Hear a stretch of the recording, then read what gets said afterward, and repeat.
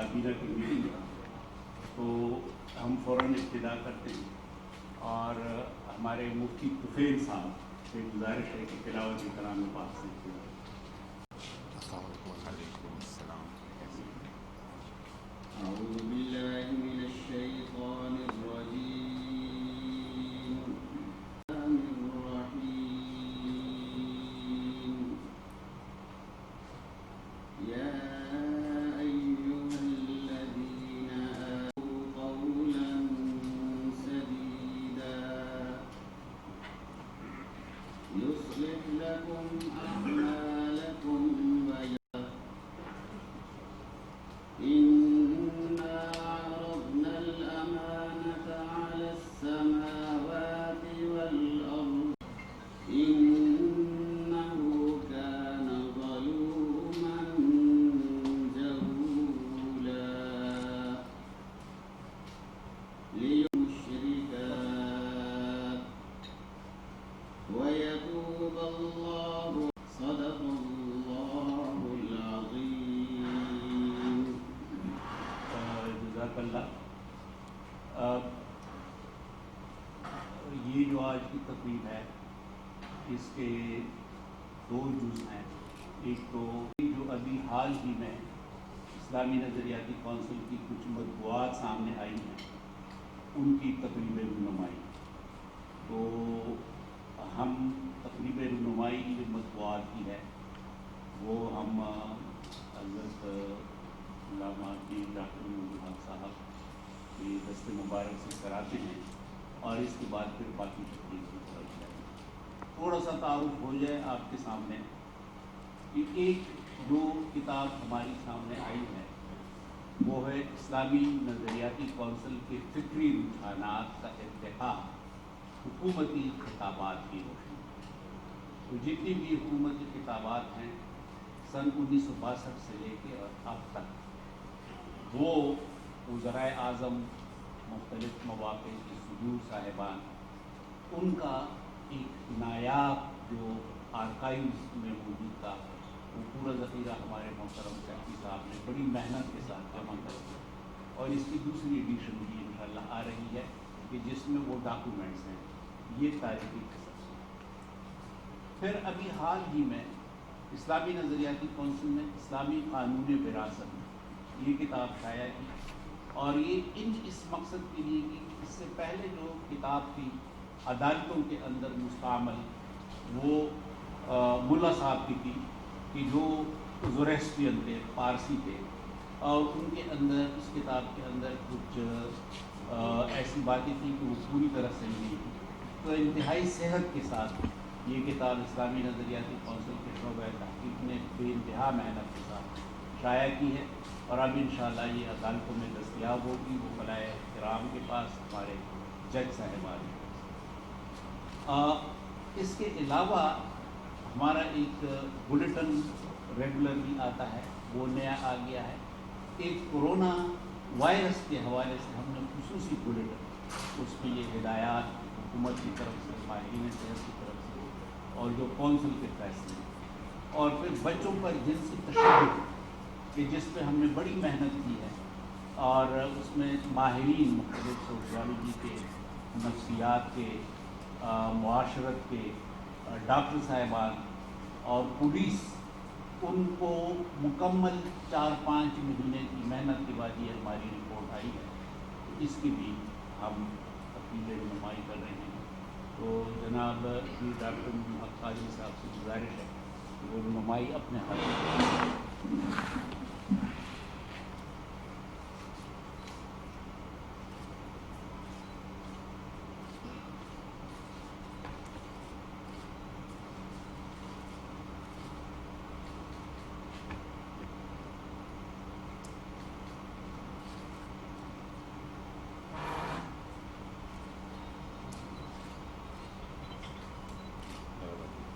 یہ جتنے بھی مندوبین ہیں ان کے پاس یہ مواد ہم نے اعزازاً ان کو ہم دے رہے ہیں مطالعے کے لیے.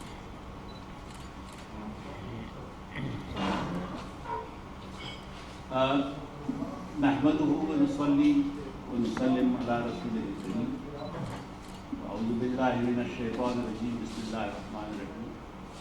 واعتصموا بحبل اللہ جمیعا ولا تفرقوا صدق اللہ العظیم۔ عزت مآب حضرت علامہ ڈاکٹر پیر نور الحق قادری صاحب وزیر برائے مذہبی نور و بین المذاہب ہماہنگ اور مختلف مسالک کے ساتھ وابستہ محترم نمائندہ حضرات علماء کرام اور مشائخ کرام، مجھے ملی ارتباط مختلف مسالک کے درمیان روابط سے منعقدہ آج کی کنونشن میں آپ کا خیر مقدم کرتے ہوئے بے حد مسرت ہو رہی ہے۔ آج کی اس تقریب کی انفرادیت یہ ہے کہ اس میں ہم معمول کی تقریروں اور مواعظ سے ہٹ کر ملی ارتباط کے لیے ایک لائحہ عمل ترتیب دینے کی کوشش ہے۔ اس کنونشن کا پس منظر وہ اطلاعات ہیں جن کے مطابق پاکستان کے اندر مسلکی اور فرقہ وارانہ بنیادوں پر منافرت اور فسادات برپا کرنے کی بیرونی منصوبہ بندی کی گئی ہے۔ اس بات کا اندیشہ ہے کہ دین کے ساتھ متعلق اور محبت کرنے والی تنظیمیں اور افراد لاشعوری طور پر اس مذموم کوشش کا شکار ہو سکتے ہیں۔ اسلامی نظریاتی کونسل کے آئینی فرائض منصبی میں یہ بات شامل ہے کہ معاشرے کی شیرازہ بندی کے لیے تجاویز اور لائحہ عمل ترتیب۔ آج کی یہ فکری نشست اس ذمہ داری کے احساس کا تسلسل ہے۔ انشاءاللہ آپ کی رہنمائی اور مشاورت کے نتیجے میں پاکستان اپنے مستقبل میں معاندین کی ریشہ دبانی سے محفوظ رہے۔ بے جانا ہوگا کہ آپ کے سامنے اس بیرونی منصوبہ بندی کی کچھ حوالے پیش ہو۔ حالیہ مہینوں کی پہلی منظم کوشش مارچ کے مہینے میں کی گئی کہ جب کورونا وائرس کی عالمی وبا ٹوٹ پڑی اور پوری دنیا اس میں افراتفری کی ایک کیفیت پوری دنیا میں پیدا ہو گئی۔ پاکستان میں اس وبا کی وجوہات کو فرقہ وارانہ رنگ دینے کی کوشش کی۔ الحمدللہ علماء کرام نے پیش بینی کر کے اس کوشش کو ناکام بنایا۔ اسلامی نظریاتی کونسل نے 2 اپریل کے ہنگامی آن لائن اجلاس میں اس انتہائی واشگاف الفاظ میں موقف اختیار کیا کہ کورونا کا کوئی مسلک اور کوئی فرقہ نہیں، یہ ایک عالمی وبا ہے اور اس سے بچاؤ کے لیے پوری انسانیت نے مل کر کام کرنا۔ ابھی حال ہی میں اور کوشش کی گئی اور دینی طور پر انتہائی حساس تاریخی واقعات پبلک ڈسکورس یعنی عوامی سطح کے موضوعات بنانے کے لیے سماجی ذرائع ابلاغ سوشل میڈیا کا استعمال کیا۔ اللہ تعالیٰ کا شکر ہے کہ ہمارے سنجیدہ اہل علم نے اس کوشش کا بھی بروقت انسداد کیا۔ اس کا مطلب ہرگز یہ نہیں کہ طوفان تھم گیا اور خطرات ختم ہو گئے۔ سی پیک کا منصوبہ ناکام بنانے اور پاکستان کو معاشی طور پر غیر مستحکم کرنے کا یہ سلسلہ جاری رہے۔ اس صورتحال کا ادراک ہم سب کی ملی ذمہ داری ہے اور اس کو ناکام بنانا ہم سب کا قومی فریضہ ہے۔ فرقہ وارانہ اور مسلکی تنوع کو ملی ارتباط کی شکل دینا اس مضمون کوشش کو ناکام بنانے کا مؤثر ترین ذریعہ ہے۔ یہ اختلافات تو صدیوں سے موجود ہیں اور ختم نہیں کیے جا سکتے، البتہ کم ضرور کیے جا سکتے۔ آئندہ ہفتے محرم الحرام کا مہینہ شروع ہونے والا ہے۔ اندیشہ ہے کہ منافرانہ عناصر اس مقدس مہینے میں خون کی ہولی کھیلے جانے کی کوشش کریں۔ ہم سب نے اس مضمون سعی کو ناکام بنانا ہے انشاءاللہ۔ آج کا یہ کنونشن اس مقصد کے لیے لائحہ عمل کی یاد کی ایک کوشش ہے۔ اللہ تعالیٰ ہماری مسائل کو اپنے دربار میں قبول فرمائے۔ میں ایک بار پھر اب سب منظمین کا دل کی عطا گہرائیوں سے شکریہ ادا کرتا ہوں۔ اللہ تعالیٰ ہم سب کا حامی اور ناصر آمین۔ اسی کے ساتھ میں اب اپنے مہمان خصوصی حضرت مولانا پیر ڈاکٹر محمد قادری صاحب سے گزارش کروں گا کہ وہ اس موضوع پہ آپ سے خطاب کریں۔ اسٹیج پہ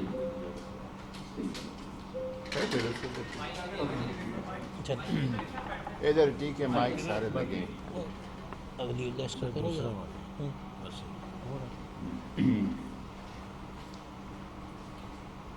نحمده ونصلي ونسلم على رسوله الكريم وعلى آله الطيبين وأصحابه المكرمين، أما بعد فأعوذ بالله من الشيطان الرجيم، بسم الله الرحمن الرحيم، واعتصموا بحبل الله جميعا ولا تفرقوا، صدق الله مولانا العظيم وصدق رسوله النبي الكريم، اللهم صل وسلم وبارك على سيدنا مولانا محمد عبدك ورسولك ونبيك وحبيبك الأمي وعلى آله وصحبه وبارك وسلم عليه۔ میرے محترم اور مخدوم اسلامی نظریاتی کونسل کے عالی جاہ صدر نشین جناب ڈاکٹر قبلہ ایاز صاحب، اسلامی نظریاتی کونسل کے انتہائی معزز اراکین اور تشریف لانے والے تمام مہمانان گرامی، اہل علم، اہل دانش اور میڈیا کے نمائندگان، سب کو السلام علیکم ورحمۃ اللہ وبرکاتہ۔ میں سب سے پہلے اپنے مخدوم اور محترم ڈاکٹر قبلہ ایاز صاحب کا، چیئرمین صاحب کا اور اسلامی نظریاتی کونسل کا شکریہ ادا کروں گا کہ اپنی ذمہ داریوں کا احساس کرتے ہوئے ایک انتہائی اہم موقع پہ آپ نے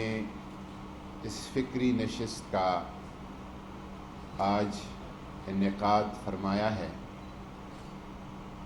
اور اس سے پہلے مختلف سیمینارز اور کانفرنسز کا ایک چین رہا گزشتہ تقریباً 1 مہینے سے مختلف شہروں میں مختلف تنظیمات کی طرف سے، مختلف شخصیات کی طرف سے، اور ان کانفرنسز اور سیمینارز میں جو پیغام دیا گیا وہ یہ تھا کہ اس امہ میں بعض کم فہم لوگ اور فراست سے عاری لوگ انتشار اور افتراق پھیلانے کی کوشش کر رہے ہیں، تو ایک جمہور اس امت کے اس کوشش میں ہے کہ امت کو کیسے اکٹھا کیا جائے، کیسے جوڑا جائے، کیسے متحد کیا جائے۔ اور آج کی اسلامی نظریاتی کونسل کی یہ نشست ان تمام نشستوں کا خلاصہ ہے، اور ان نشستوں پہ ایک تائید اور حمایت کا مہر ثبت کرنے کے لیے ہم یہاں پہ جمع ہو گئے ہیں۔ ضرورت اس کی، جس طرح ڈاکٹر قبلہ ایاز صاحب نے فرمایا،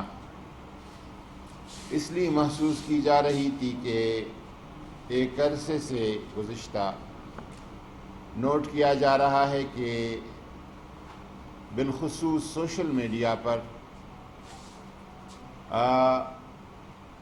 مقدس ہستیوں کے بارے میں، جن کے بارے میں کوئی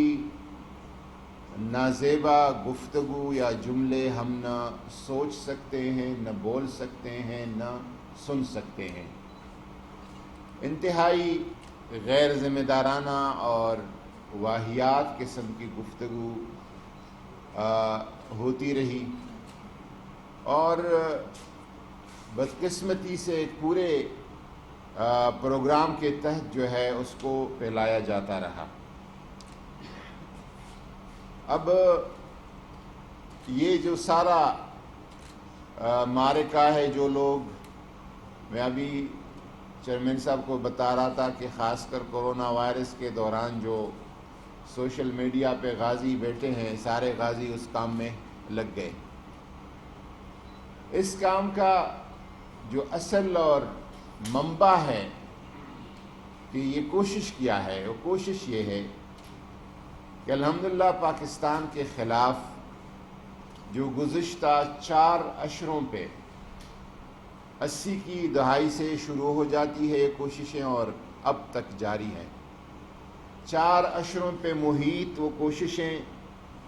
جو ہمارے ملک کو غیر مستحکم کیا جا رہا تھا، انتشار پہ لایا جا رہا تھا، اور لسانیت اور قومیت اور فرقہ وارانہ تعصبات کے ذریعے سے ہمیں ایک دوسرے سے لڑانے کی کوشش کی جاتی رہی۔ الحمدللہ وہ سب ناکام ہو چکی ہیں۔ ہماری سیاسی قیادت کی کوششوں سے، ہماری عسکری قیادت کی کوششوں سے، اور علماء کرام کا بھی اس میں بہت ہی اہم ترین کردار ہے۔ مختلف کارڈز استعمال کیے گئے، کوئی بلوچستان کارڈ، کوئی سندھ کارڈ، کوئی پختون کارڈ، کوئی طالبان کارڈ، وہ سارے کارڈ الحمدللہ ناکام ہو چکے ہیں۔ اب یہ آخری ایک کوشش ان کی طرف سے ہے کہ کس طرح اس ملک میں سنی شیعہ اور بریلوی دیوبندی اہل حدیث منافرت کو پھیلایا جائے، اور یہ جو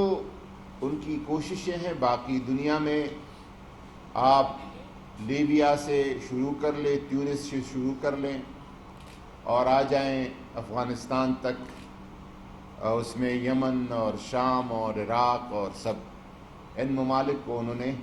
تباہ کر دیا۔ اور کس نام پہ؟ آپ سنی ہیں، میں شیعہ ہوں، میں سنی ہوں، آپ شیعہ ہیں، آپ صوفی ہیں، میں سلفی ہوں، میں سلفی ہوں، آپ صوفی ہیں۔ اس طریقے سے یہ ایک مسلسل انہوں نے پروپیگنڈا پھیلایا۔ اور لیکن جب یہ جنگ خاص کر آج کل جو سوشل میڈیا پہ جس طرح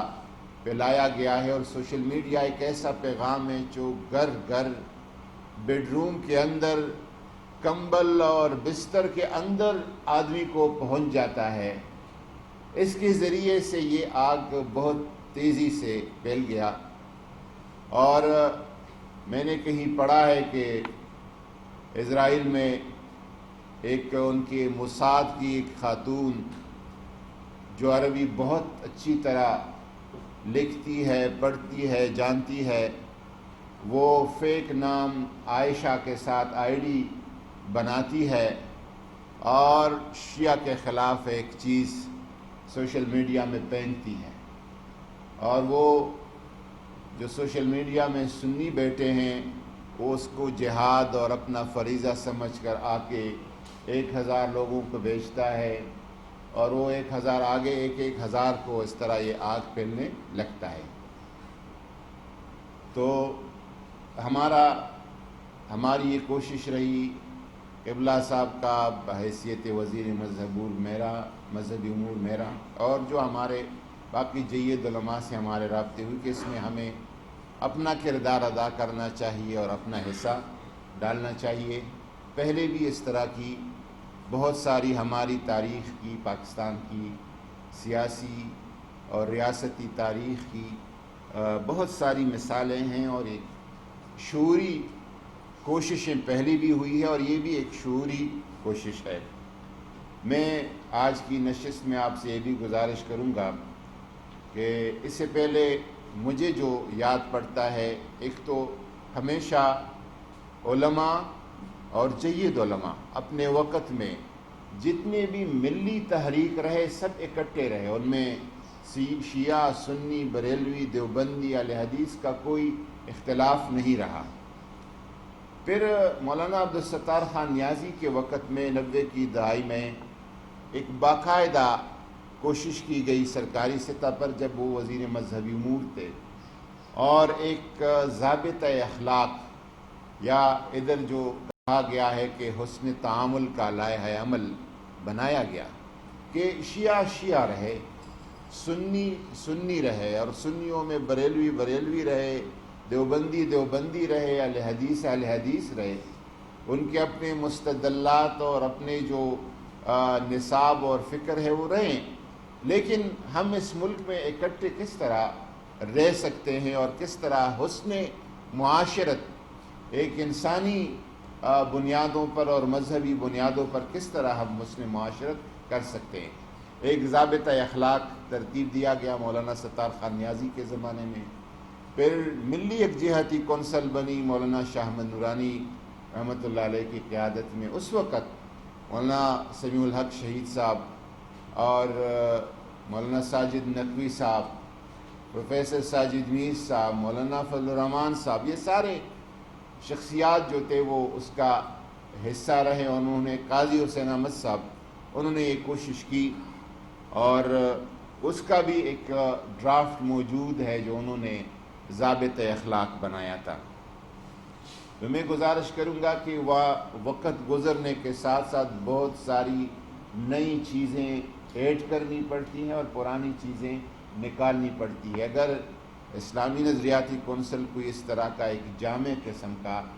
ضابطہ اخلاق اس وقت کے لیے، موجودہ حالات کے لیے قوم کو دے دیں تو یہ ایک بہت بڑی ریاست کی، ملک کی اور اس ملک کے عوام کی ایک خدمت ہو جائے گی۔ میں گفتگو کو طول نہیں دینا چاہتا۔ ایک اختلاف ہے، ایک خلاف ہے۔ اختلاف کی اس امت میں گنجائش ہے، اور اختلاف جو ہے وہ آثار رحمت میں سے ہے، اور اختلاف یہ ہے کہ مقصود ایک ہو، دونوں فریقوں کا طریق استدلال جو ہے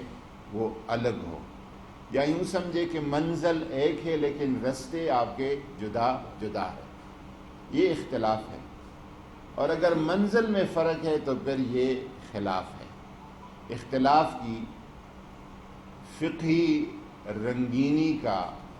اور فکری تنوع کا کافی گنجائش موجود ہے، اور جید علماء،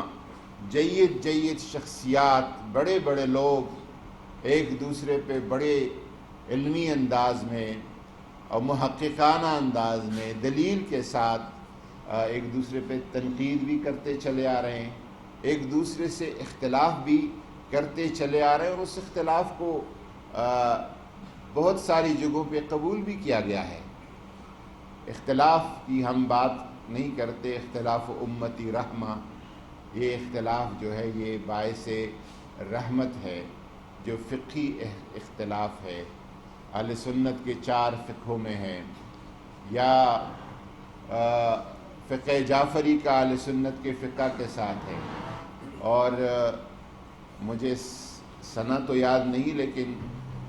کئی سال پہلے مکہ مکرمہ میں ایک اعلامیہ، ایک کانفرنس کا جاری ہوا تھا،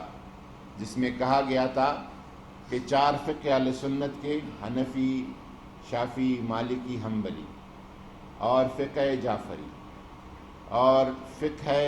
زیدی، اور فقہ ظاہری، اور یہ عمان کی سلطنت کا جو فقہ عباسی، فقہ عباسی، یہ 8 فقہ انہوں نے کیے تھے کہ یہ 8 فقہ جو ہے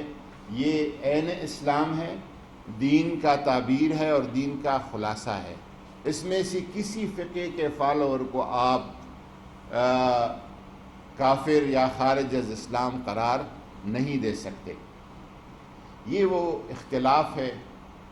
جس اختلاف کو رحمت کیا کہا جا سکتا ہے، لیکن اگر یہ اختلاف کو آپ خلاف بنائیں اور آپ بنائیں کہ فلانا، میں نے تو یہاں تک سنا ہے کہ فلانا جو ہے کائنات کا غلیظ ترین کافر ہے، اور اللہ کے مخلوق میں سب سے بدترین مخلوق جو ہے وہ فلانا ہے۔ یہ جب اس طرف بات چلی جاتی ہے کہ فلانا کو مارو، فلانا کو قتل کرو، یہ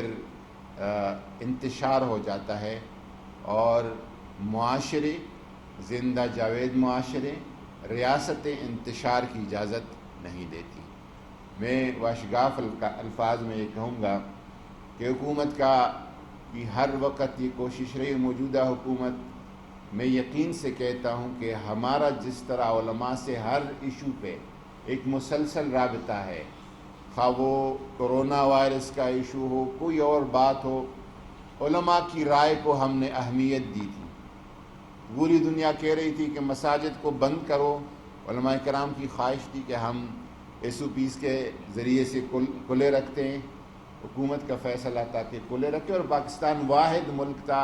پوری دنیا میں جس نے سرکاری طور پر ایس او پیز کے ساتھ مساجد کو کھولنے کی اجازت دی۔ ہم علماء کی رائے کا احترام کرتے ہیں اور کوشش یہ کرتے ہیں کہ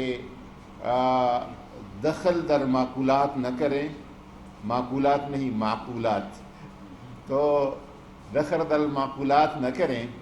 اور کوئی اس طرح کی چیزوں سے اجتناب کیا جائے جس سے بدظنی یا بدگمانی پیدا ہو۔ اس وجہ سے بہت ساری چیزوں میں ریاست دخل اندازی نہیں کرتی، لیکن ان ساری چیزوں کے باوجود ریاست جو ہے وہ بھرپور طور پہ متحرک ہے۔ ہماری یہ کوشش اس لیے ہے کہ ہم خود سمجھ سکے، جان سکے اور ہم یہ پیغام دے سکے کہ ہمیں پرامن رہنا چاہیے۔ یہ جو ابھی فضا برقرار ہے، بہت ساری شہادتوں اور قربانیوں کے بعد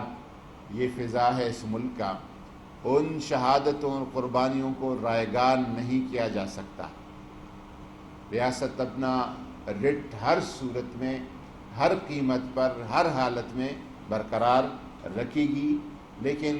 اس کے لیے ہمیں ریاست کہتی کہ آپ ملیں، آپ بیٹھیں اور ان ایشوز پہ بحث کریں، بالخصوص جب محرم الحرام کی آمد شروع ہو جاتی ہے۔ ایک طرف اس کا تقدس ہے اور بزرگی ہے اس ماہ مقدس کی، تو دوسری طرف بڑی بدقسمتی کی بات ہوتی ہے کہ انتظامیہ کے دوڑیں لگ جاتی ہے، تمام ڈپٹی کمشنرز کا، کمشنر کا، تمام شہروں کے لا انفورسمنٹ ایجنسیز کے آفیسرز کا، اور وہ ایک ایک عالم کو، ایک ایک مکتب فکر کے نمائندے کو بٹا کے، اور کیا کہتے ہیں، منت سماجت کیا کرتے، خدا کے لیے آپ پرامن رہیں۔ اب علماء کو، اہل دین طبقات کو آفیسرز کہتے ہیں کہ خدا کے لیے آپ پرامن رہیں۔ یہ ہمیں خود سوچنے کے لیے اتنی کافی ہے کہ بجائے اس کے کہ ہم ان کو نصیحت کریں اور ہم ان کا قبلہ درست کریں، وہ بیٹے منت سماجت کے لیے ہمارا قبلہ درست کرتے ہیں۔ منت سماجت نہیں سے کام نہیں بنتے تو کسی اور طریقے سے پھر ہمارا قبلہ درست کیا جاتا ہے۔ تو اس چیز پہ ہمیں اس پیغام کو ڈاکٹر صاحب سے، اپنے محترم چیئرمین صاحب سے اور اسلامی نظریاتی کونسل کے اراکین سے بھی میں یہ گزارش کروں گا کہ اس پیغام کو نیچے لیول پر ہم کسی نہ کسی طریقے سے، پیغام پاکستان کا ایک بہت بڑا کارنامہ ہوا ہے جس میں تمام علماء نے، اور اس میں پاکستان نے پہل کی ہے، پاکستانی علماء نے کی ہے کہ انہوں نے ایک لائحہ عمل بنایا ہے کہ کس طرح ہم ایک اچھے طریقے سے اس ملک میں رہ سکتے ہیں، فرد کی کیا ذمہ داری ہے اور ریاست کی کیا ذمہ داری ہے اور علماء کا اس میں کیا کردار ہے۔ تو اس حوالے سے ہم اسلامی نظریاتی کونسل رہنمائی بھی کریں اور یہاں سے جو بھی فیصلے اور ضابطۂ اخلاق اور لائحہ عمل بنایا جائے، ہم کوشش کریں کہ اس کو نیچے لیول تک، ممبر اور محراب کے لیول تک اس کو پہنچائیں، اور جو بات یہاں اسلامی نظریاتی کونسل سے نکلے وہی اس کی صدائے بازگشت جو ہے وہ ہماری ممبر اور محراب سے بھی سنی جائے۔ بار دیگر چیئرمین صاحب اور اسلامی نظریاتی کونسل کا میں ممنون ہوں، شکریہ، مع السلام۔ بے انتہا شکر گزار ہوں اپنے بہت ہی محترم حضرت مولانا ڈاکٹر نور الحق قادری صاحب کا کہ اس کے باوجود کہ ابھی ان کی کابینہ کا اجلاس ہے اور یقیناً کابینہ کے اجلاس کے لیے انہوں نے تیاری بھی کرنی ہوگی، لیکن انہوں نے اس کانفرنس اور اس کنونشن کی اہمیت کا ادراک کرتے ہوئے تشریف لے آئے اور بہت ہی قیمتی باتیں ہمارے سامنے پیش فرمائیں۔ یقیناً انہی موضوعات پہ پھر دن بھر ہماری ذہنی مشقت ہوگی اور 4 بجے انشاءاللہ ہمارا اعلامیہ جاری ہوگا۔ تو ابھی میں جناب حضرت صاحب کو منسٹر صاحب کو اجازت دوں گا، میں ان کے ساتھ باہر جاؤں گا۔ مندوبین سے گزارش ہے کہ وہ تھوڑی دیر کے لیے تشریف لیں۔ میں اور میرے حصے میں اللہ تعالیٰ نے تلاوت اس کا ترجمہ شروعات میں کرتا ہوں، تو اس وجہ سے میں کوشش کرنا ٹائم پہ پہنچے۔ کیبنٹ کی میٹنگ میں انشاءاللہ علماء کا پیغام پہنچائیں کہ انشاءاللہ ہم 100% جدوجہد کریں گے کہ یہ عبادت قائم رہے انشاءاللہ۔ میں پیغام پہنچاؤں گا، لیکن آپ بھی ہماری پر لاج رکھیں خاص چیزوں میں۔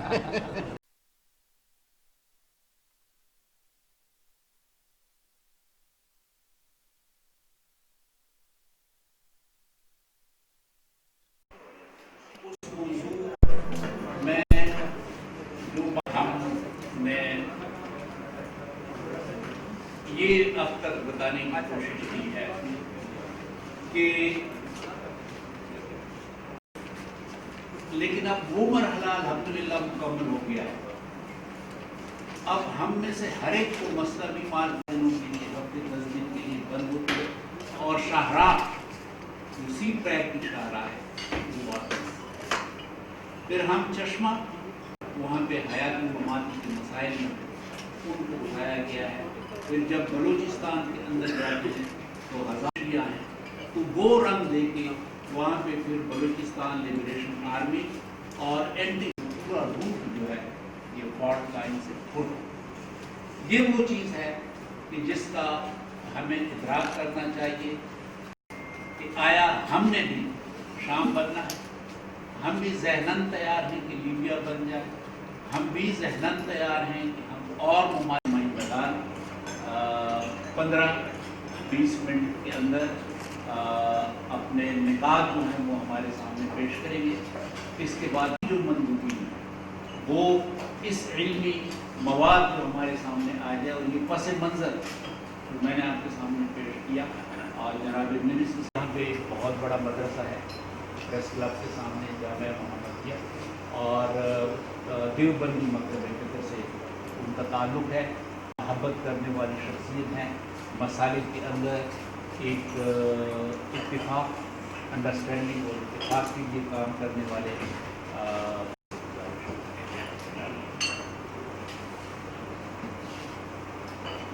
بسم اللہ الرحمن الرحیم۔ اور اس کے چیئرمین محترم جناب ڈاکٹر قبلہ ایاز صاحب کو ہدیہ تبریک پیش کرتا ہوں کہ جنہوں نے مختلف رنگ و بو کے پھولوں کو ایک گلدستے میں یہاں جمع کیا ہے۔ یقیناً ان کی یہ کاوشیں لائق سب تحسین ہیں۔